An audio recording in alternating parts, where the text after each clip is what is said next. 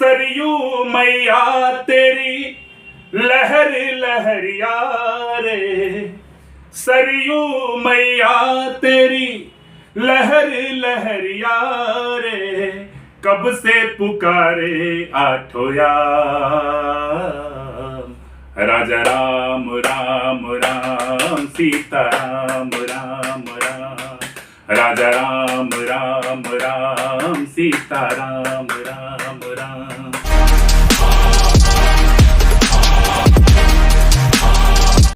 इस समय हमारे साथ मौजूद हैं श्री विंध्याचल मणि त्रिपाठी जी, जो अध्यापन सेवा में कार्यरत हैं और ये अपने बेबाक अंदाज से छात्रों को जिस तरह से शिक्षा देने का कार्य करते हैं, काफी समय ये चर्चा में देखने को मिलते हैं और संजोग से आज हमसे इनसे मुलाकात हो गई है। तो मैंने आज यही सोचा कि सबसे पहले मैं आपका इंटरव्यू लूं और इनको मैं दिखाना चाहूंगा कि आखिर क्या वजह है, किस तरह का अनुभव है इनके पास, जो इनकी बातों से लोग काफी प्रभावित हो जाते हैं। तो मैं आपसे ये जानने का प्रयास करता हूँ, सबसे पहले आप अपना खुद एक परिचय एक बात दे दें सबसे। आप सभी लोगों को राजा बाबू की राम राम। मैं एक साधारण सा व्यक्ति हूँ और ऐसे लोगों के प्रेम ने मुझे विशेष बनाने का प्रयास किया, इसके लिए बहुत धन्यवाद आपको। अध्यापन सेवा के क्षेत्र में कब से कार्यरत हैं? मैं अध्यापन सेवा के क्षेत्र में जो विगत 7 सालों से हूँ कार्यरत हूँ और बाबूजी मेरे अध्यापक रहे हैं और उनका एक वाक्य मुझे हमेशा याद आता है कि अध्यापक सभ्य समाज का निर्माण करता है। तो बाबूजी की ये बताई हुई सीख मुझे ऐसा लगा कि मुझे अध्यापन सेवा में ही जाना चाहिए। तो मैंने इंस्पेक्टर की नौकरी छोड़ करके और अध्यापन सेवा को चुना, क्योंकि इंस्पेक्टर में भी मेरा हुआ था सिलेक्शन, लेकिन बाबूजी की बात मुझे मेरे माइंड में मतलब क्लिक की कि सभ्य समाज का निर्माण जो है अध्यापक से हो सकता है। तो उसी मुहिम को लेकर मैंने आगे बढ़ाया और मैंने शिक्षण सेवा को चुना और आज 7 सालों से पढ़ा रहा हूँ और काफी संतुष्ट। मैं आपसे एक सवाल करना चाहूंगा, क्योंकि आप अध्यापन सेवा के क्षेत्र में हैं। जैसा कि आप देख रहे हैं कि उत्तर प्रदेश के जो गवर्नमेंट विद्यालय हैं, जो भी प्राइमरी विद्यालय, उसमें जो ग्राफ है शिक्षा का वो गिरता जा रहा है। इसका वजह क्या हो सकता है? देखिए, किसी भी क्षेत्र का ग्राफ आपके दृष्टिकोण पर निर्भर करता है कि क्या गिर रहा है, क्या उठ रहा है। चूंकि मतलब कठिनाइयां हैं लोगों को, और प्राथमिक शिक्षा के क्षेत्र में ये मैं मानूंगा कि सुदूर क्षेत्रों के जो विद्यालय हैं वहाँ शिक्षकों को मतलब जाने में पहुंचने में लेट हो सकता है, लेकिन शिक्षा का स्तर नित नए आयाम जो है ले रहा है और हमारे जो अधिकारी हैं वो जो हम लोगों को कार्य देते हैं विशेष रूप से हम लोग पूरा करते हैं। और ये कुछ र्यूमर जो लोग हैं जो उड़ाते हैं कि शिक्षा का स्तर प्राथमिक विद्यालयों में कम हो रहा है, ये प्राइवेट विद्यालयों की साजिश लगती है कि जब हम ऐसा कहेंगे तो लोग अपने बच्चों को प्राइवेट विद्यालय में भेजेंगे। ऐसा कुछ नहीं है। जितने हमारे सारे अधिकारी हैं आप पूछ लीजिए, जितने हमारे वरिष्ठ IAS हैं सबसे पूछ लीजिए, सभी लोग प्राथमिक के पढ़े हुए हैं। प्राथमिक के पढ़े हुए बच्चे, सरकारी विद्यालयों के पढ़े हुए बच्चे अधिकारी होते हैं। आप देख लीजिए, सबसे ज्यादा अधिकारियों प्राथमिक विद्यालय सरकारी विद्यालयों से पढ़े हुए लोग मिलेंगे आपको। ऐसा कुछ नहीं है। आज तो इस समय तो बहुत सारे एलिगेशंस हर तरफ से लग रहे हैं कि प्राइमरी विद्यालयों में पढ़ाई नहीं होती है, वहाँ पे भोजन जो बन रहा है, मध्याह्न भोजन के चक्कर में कुछ बच्चे जाते हैं, खाना अगर बना तो ठीक है, खाना खाया उसके बाद से लोग अपना बैग लेते हैं, घर चले जाते हैं। जो शिक्षा की जो व्यवस्था है एक पर्टिकुलर, जैसे आपके वहाँ जो है आपने जो अध्यापन सेवा का कार्य किया, इसको बेहतर बनाने का प्रयास किया, तो क्या आप संदेश देना चाहेंगे कि अदर जो विद्यालयों में जिस तरह का जो लोग ह्यूमर उठा रहे हैं वहाँ क्या करना चाहिए, क्या होना चाहिए, उन लोगों को क्या आप संदेश देना चाहिए कि वहाँ के विद्यालयों के पठन पाठन की व्यवस्था, वहाँ की एजुकेशन की व्यवस्था बेहतर हो सके? सबसे पहले तो हम जो काम करते हैं उसको पूजा समझ के करें, और जो ये रूमर्स है ना, ये रूमर्स बड़े सुनियोजित ढंग से फैलाए जाते हैं। जैसे प्राथमिक विद्यालय में भोजन मिलता है, प्राइवेट भोजन नहीं दे सकता। मैं प्राइवेट विद्यालय का मतलब वो नहीं कर रहा हूँ, आलोचना नहीं कर रहा हूँ। प्राइवेट विद्यालय भोजन क्यों नहीं देता है? अगर लोगों का ये है कि सरकारी विद्यालय में लोग भोजन करते हैं, बच्चे जो चले जाते हैं, ऐसा कुछ नहीं है। सरकारी विद्यालय में भोजन, मध्याह्न भोजन होता है, उसके बाद ही बच्चों का क्लास चलता है, बच्चे पढ़ते हैं और ग्रहण करते हैं। और तमाम हमारे ARPs हैं, अधिकारी हैं, SDI साहब लोग हैं, बीएसएस साहब लोग, तमाम लोगों का औचक अच्छा, शिक्षण होता मैं रहता है। एक चीज आपसे जरूर पूछना चाहूंगा, जी। जैसे कि जितने भी प्राइमरी विद्यालय हैं वहाँ पे गवर्नमेंट सुविधा दे रही है, जैसे मान लीजिए मध्याह्न भोजन की व्यवस्था हो रही है, और जो भी टीचर हैं वहाँ योग्य टीचर हैं, सब क्वालिफाइड टीचर हैं, 100%। उसके बावजूद भी लोग प्राइवेट विद्यालयों की तरफ जो मूव कर रहे हैं, आखिर इसका वजह क्या है? रूमर्स हैं, और जैसे कहने का मतलब यह है ना कि इंग्लिश मीडियम एक होता है शब्द जो है। खैर प्राइमरी में भी इंग्लिश मीडियम की शिक्षा हो रही है, पूरी तरह से प्रारंभ कर दी है, लेकिन एक जो विश्वास होता है ना, जैसे लोगों के दिमाग में ये भर दिया गया है समाज में, जैसे वॉलंटियर्स जो होते हैं प्राइवेट विद्यालयों में, आलोचना नहीं कर रहा हूँ, आलोचना इसलिए नहीं कर रहा हूँ कि प्राइवेट विद्यालय भी शिक्षा देने का कार्य कर रहे हैं, लेकिन लोगों की एक मानसिकता जो है ना कि प्राइवेट विद्यालय में हमारे बच्चे अच्छा पढ़ के निकलेंगे, सरकारी विद्यालय से भी लोग अच्छा पढ़ के निकलेंगे, दोनों विद्या का मंदिर है। ऐसा नहीं है कि प्राइवेट विद्या का मंदिर नहीं है और ये विद्या का मंदिर है, दोनों विद्या का मंदिर है।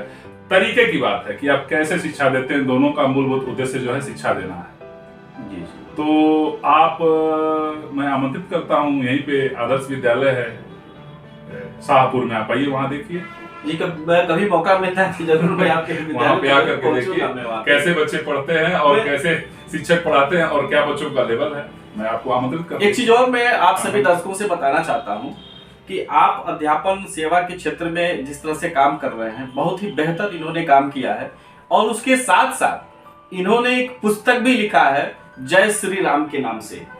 इसमें विशेष क्या है जो आप ये जय श्री राम का पुस्तक आपने लिखा हुआ है, इसमें क्या है, विशेष क्या है, आप बताएंगे?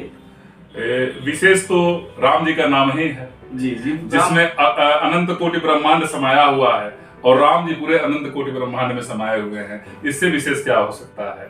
और इसके अंदर जब आप देखेंगे तो श्री राम नाम की वैज्ञानिकता को पाएंगे।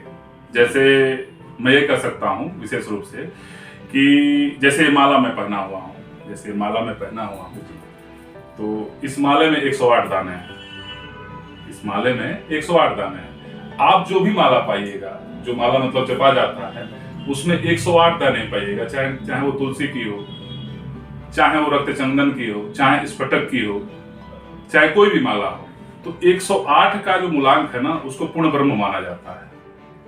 तो आप अब राम नाम की जो वैज्ञानिकता की ओर आइए। राम नाम की वैज्ञानिकता ये है कि र जो अक्षर होता है वर्णमाला का 27वां अक्षर होता है, आ की मात्रा जो होती है वो दूसरा अक्षर होता है, और म 25वां अक्षर होता है। तो राम शब्द का जो पूर्णांक बनता है वो आता है 54, 27 धन 2 धन 25 बराबर 54। तो आप अगर किसी को भी राम राम कहते हैं तो 2 बार 54 हो जाता है, तो 54 गुने 2 बराबर 108। तो पूर्ण ब्रह्म का द्योतक है, पूर्ण ब्रह्म का द्योतक है 108 अंक। तो राम राम नाम की वैज्ञानिकता सिद्ध हुई।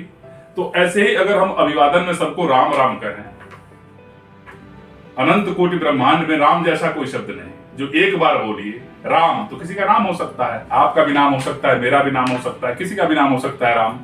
और 2 बार बोलिए राम राम, तो अभिवादन होता है। आप सोचिए कि अगर हम दिन भर में कितने लोगों को राम राम करें तो हम लोग कितनी माला का जाप कर लेंगे, ऐसा है ना। 3 बार किसी जो घटना पे निकल जाए राम राम राम, तो संवेदना है। और अगर बार बार उच्चारित होने लगे तो संकीर्तन है, श्री राम जय जय राम, श्री राम जय जय राम। और यदि संकीर्तन की निरंतरता बन जाए तो साधना हो जाती है, और अगर साधना निरंतर होती रहे तो सिद्धि है, और अगर सिद्धि मिल गई राम नाम की तो आपका जीवन सार्थक हो गया। तो ये सारी चीजें आपको इसमें देखने को मिलेंगी और पढ़ने को मिलेंगी। और मूल मेरा ये उद्देश्य था कि आजकल जीवन की भागम भाग में श्री रामचरितमानस सभी के घरों में, आपके भी घर में होगी, लेकिन अगर मैं अभी आपसे पूछूं कि आज आपने श्री रामचरितमानस पढ़ा या कब का पढ़ा हुआ है, तो आप हो सकता है जवाब न दे पाए। सही बात, ऐसा है ना। सही बात। लेकिन ये जो पुस्तक है आप इसको हाथ में कहीं भी लेके आ सकते हैं। रामचरितमानस बहुत विशाल सागर है, अथाह सागर है, उसको कहीं लेके आने जाने में भी जो है थोड़ा सा जो है दिक्कत हो सकती है, लेकिन इसको लेके आने जाने में कोई दिक्कत नहीं है। और उस विशाल सागर का एक बूंद स्वरूप ही ये है, जैसे और कुछ नहीं। क्या मैं एक चीज और आपसे पूछना चाहता हूँ, क्या अपने भारत के अंदर क्या सभी विद्यालयों में श्रीमद् भगवद गीता जय श्री राम नाम का जो आपने पुस्तक लिखा हुआ है, इस तरह के पुस्तक ग्रंथ जो है, इसकी शिक्षा दी जानी चाहिए? क्या इसको विस्तार रूप से लागू करना चाहिए? इस पे आपकी क्या राय है? देखिए ऐसा है कि इसके फायदे क्या हो सकते हैं अगर लागू कर दिया जाए विद्यालयों में? तो इसकी 1008 गुना गारंटी है कि बच्चे संस्कारिक होंगे। अगर जीवन को जीना है तो श्री रामचरितमानस पढ़िए। जैसे एक मैं गीत गाता हूं कि सदा निज धर्म पर चलना सिखाती रोज रामायण, सदा निज धर्म पर चलना सिखाती रोज रामायण, सिखाती रोज रामायण। ये जीवन कैसे जीना है, ये जीवन कैसे जीना है, बताती रोज रामायण। तो ये जो जीवन है आपका, ये कैसे जीना है, ये रामचरितमानस ही बताती है। और कैसे मोक्ष की प्राप्ति होगी, ये भगवत गीता बताती है, गीता सार का ज्ञान बताता है। तो आजकल आप देखते होंगे कि तमाम लोग श्री रामचरितमानस पर जो है मतलब गलत टिप्पणी कर रहे हैं। तो हमारे बच्चों में ये ज्ञान देना एकदम आवश्यक है। मैं आपसे भी आज एक संकल्प लेना चाहता हूं कि कम से कम अपने बच्चों को, अपने नौनिहालों को एक चौपाई रोज नित्य प्रति पढ़ाएं अपने पूजा के स्थल पर, और उसका अर्थ भी समझाएं कि कल को कोई गलत टिप्पणी करे, कोई भटका हुआ व्यक्ति गलत टिप्पणी करे, तो हमारा सनातन का एक बालक ही खड़ा होकर के कह दे कि नाना भांति राम अवतारा, रामायण सतकोटि पारा, हरि अनंत हरि कथा अनंता, कहीं सुनाई को भी सब सुनता। तो ये बच्चों में संस्कार जब आप डालेंगे कि प्रातः काल उठ के रघुनाथा, माता पिता गुरु नामई माथा, भगवान सुबह उठ करके और अपने माता पिता का पैर छूते हैं, अपने गुरु का पैर छूते हैं, ये संस्कार ही तो है। और आजकल हम क्या कर रहे हैं, पहले उठ करके हम लोग व्हाट्सएप चेक कर रहे हैं, हम लोग मोबाइल चेक कर रहे हैं। तो संस्कारों का अगर बीजारोपण करना है अपने नौनिहालों में और बच्चों में, तो आपको श्री रामचरितमानस का अध्ययन कराना होगा, उन्हें पढ़ाना होगा, उनके अंदर सनातन का बीज अंकुरित करना होगा और संस्कारों की शिक्षा देनी होगी। इसलिए ये अत्यावश्यक है। जैसा कि आप देख रहे हैं कि आजकल जो विद्यालयों में जिस तरह से बच्चे, वो संस्कार तो वो सही आपने कहा कि संस्कार पहले जैसा नहीं रहा, क्योंकि धर्म ग्रंथों का कहीं न कहीं से समावेश का न होना, ये बच्चों के ऊपर बहुत ज्यादा प्रभाव डालता है। क्या लगता है आपको कि अगर सभी विद्यालयों में अनिवार्य रूप से धर्म ग्रंथ, जो हिंदू धर्म संस्कृति है, जो वेद पुराण है, अगर इसकी शिक्षा अनिवार्य कर दी जाए, तो क्या लगता है आपको कि देश के अंदर जो आपराधिक गतिविधियां जो इस तरह से लगातार बढ़ रही हैं, अगर इस शिक्षा को लागू कर दिया जाए तो अपराध और आपराधिक गतिविधियों में जो संलिप्त लोग हैं उसकी संख्या कम होगी? ऐसा है, सनातन ऐसा धर्म है कि मुझे एक आपकी इस बात पर मतलब जो कथा याद आ रही है, डाकू रत्नाकर की। डाकू रत्नाकर का आपने नाम सुना होगा। कुछ संत जा रहे थे और संतों को उन्होंने रोक करके और कहा कि आपके पास जो है वो दे दीजिए, हम लोग बचपन में पढ़े हुए हैं। तो संतों ने कहा कि ये जो आप पाप कर रहे हैं, क्या आपका पूरा परिवार इसमें भागी होगा, किस लिए कर रहे हैं? तो उन्होंने कहा कि हाँ बिल्कुल भागी होगा, उन्हीं को तो खिलाने के लिए कर रहा हूं। तो उन्होंने कहा कि एक बार जाइए और अपने परिवार से पूछ के आइए। तो रत्नाकर गए, अपने परिवार के पास गए और उन्होंने कहा कि आप भाग तो नहीं जाएंगे महात्मा जी? उन्होंने कहा आप बांध लीजिए। तो बांध होत के गए, ऐसा मैंने कहीं पढ़ा है जी। बिल्कुल। तो जब ये गए घर पे, तो और अपनी पत्नी से पूछा, अपने लोगों से पूछा, अपने परिवार के लोगों से पूछा कि जो मैं पाप कर रहा हूँ उसके आप भागी बनेंगे? तो उन्होंने कहा हम क्यों भागी बने, आप भागी बनिए, आप पाप कर रहे हैं, हमको तो भोजन करने का मतलब है, आप ला रहे हैं, मैं भोजन कर रहा हूँ। तो उसके बाद उनके ज्ञान चक्षु खुले और वो आकर के महात्माओं के पैर पर गिरे। और आपको शायद ये पता ना हो या हो कि वही डाकू रत्नाकर आगे चल के वाल्मीकि बने और जिन्होंने रामायण की रचना की। तो जो ग्रंथ, जो भगवान का नाम किसी भटके हुए व्यक्ति को सही मार्ग पे ला सकता है, तो वो जब शुरू से ही बीजारोपण किया जाएगा बच्चों के अंदर, तो भटक ही नहीं सकते। श्री राम जी को देखिए, उनके आदर्शों को देखिए, उनके आदर्शों को आत्मसात करने की प्रेरणा मिलेगी। इसलिए बच्चों में ये ग्रंथ एकदम जाना चाहिए। तो जैसा कि आप लोगों ने सुना कि रत्नाकर डाकू जैसा व्यक्ति जब भगवान राम और धर्म के बारे में सुन करके और संतों का ज्ञान सुन करके, और जब वाल्मीकि का नाम उनका पढ़ गया और रामायण उन्होंने लिखा, तो जब वो इतने प्रख्यात हो सकते हैं और जो है अपराध की दुनिया को छोड़ करके और संत बन सकते हैं, इतने बड़े महात्मा बन सकते हैं कि आज पूरा विश्व, पूरा देश वाल्मीकि जी को जानता है। तो क्या इस ग्रंथ में वो शक्ति है कि अगर सभी विद्यालयों में इसको अनिवार्य रूप से शिक्षा के रूप में कर दिया जाए तो मुझे लगता है कि निश्चित तौर पे अपराध की जो घटनाएं हो रही हैं वो कम हो जाएंगी, और करना भी चाहिए। मैं आपकी बातों से बहुत ही आज प्रभावित हुआ, और आपने हमारे चैनल को समय दिया, अपना बहुमूल्य समय दिया आपने। मैं बहुत बहुत आपका धन्यवाद और आभार प्रकट करता हूं, और मैं चाहूंगा कि आप हमारे दर्शकों को कुछ कहें हमारे चैनल के बारे में। आपका चैनल जो है उत्तरोत्तर ऐसे ही जो प्रगति करता रहे, और चूंकि मैं मूल रूप से काव्य का प्रेमी हूँ और राम काव्य पर मैं रिसर्च भी कर रहा हूँ इस समय, ये मेरा सौभाग्य है। श्री रामचरितमानस पर मैं रिसर्च कर रहा हूँ, और थोड़ी सी मतलब 4 पंक्तियां मैंने लिखी हैं।